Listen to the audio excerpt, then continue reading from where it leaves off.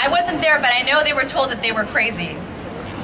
And despite that, they moved on, both in the city family under the redevelopment agency, but also partners here throughout the neighborhood, whether it was the SF MoMA, to many others that are here today, to create this neighborhood that we are in.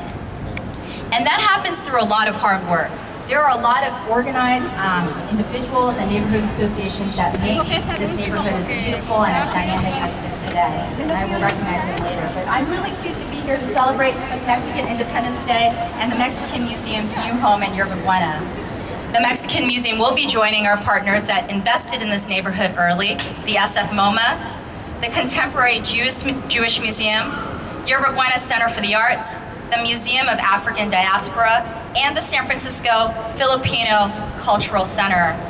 It's really exciting to see how this neighborhood has formed over the last 30 years, and this is the jewel of the district that serves our residents and our visitors alike, as in our event yesterday, which was such a wonderful way to also celebrate families. It was also our family block party day, and we had many sponsors that ensured that all of our museums of this neighborhood was free yesterday for all the folks that came out.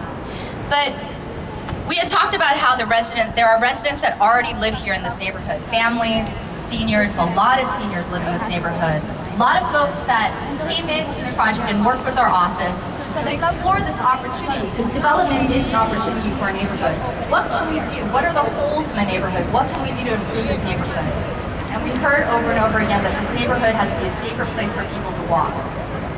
And we heard that from Rick Smith, who's an active member here and lives just down the block. What can we do to improve 3rd Street? And we also heard from the residents of the Four Seasons, like Joe Fang, who's also here, about what we can do to improve Stevenson. It is not safe for people to walk here. And for those of you that come here at 6 o'clock at night, you feel it. It's very intimidating to be a pedestrian here. And so we talked to Sean, we talked to Millennium, what can they do to support pedestrian safety? And Sean said, I'm there.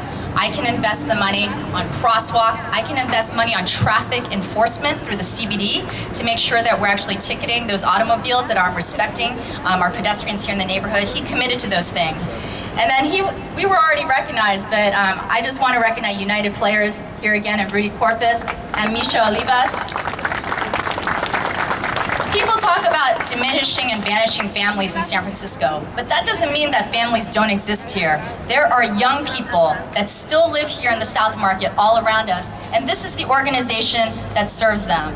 And so we talked to them and we said, what could we do to improve the neighborhood? And they said, open space. We don't have enough open space in this district. In fact, District 6 has the least open space and the smallest parks in the city. And so we talked to the Millennium about that as well. And yes, we have the beautiful Yerba Buena Gardens, but we also have to maintain it. And the Millennium was there to support operating fees and new open space dollars for this neighborhood, understanding that that was important for their new residents and their existing residents alike.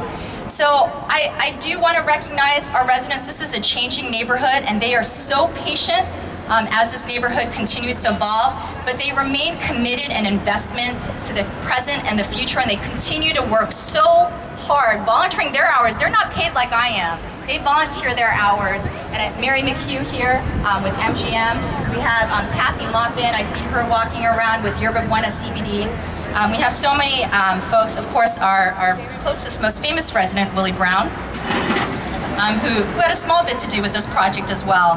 But I think it's important to recognize the residents that are here that debated this project, many who supported this project, but also helped ensure that this project was something that was going to be a benefit both to the South of Market and, of course, our Latino Mexican American community. Thank you so much, and congratulations to everyone involved.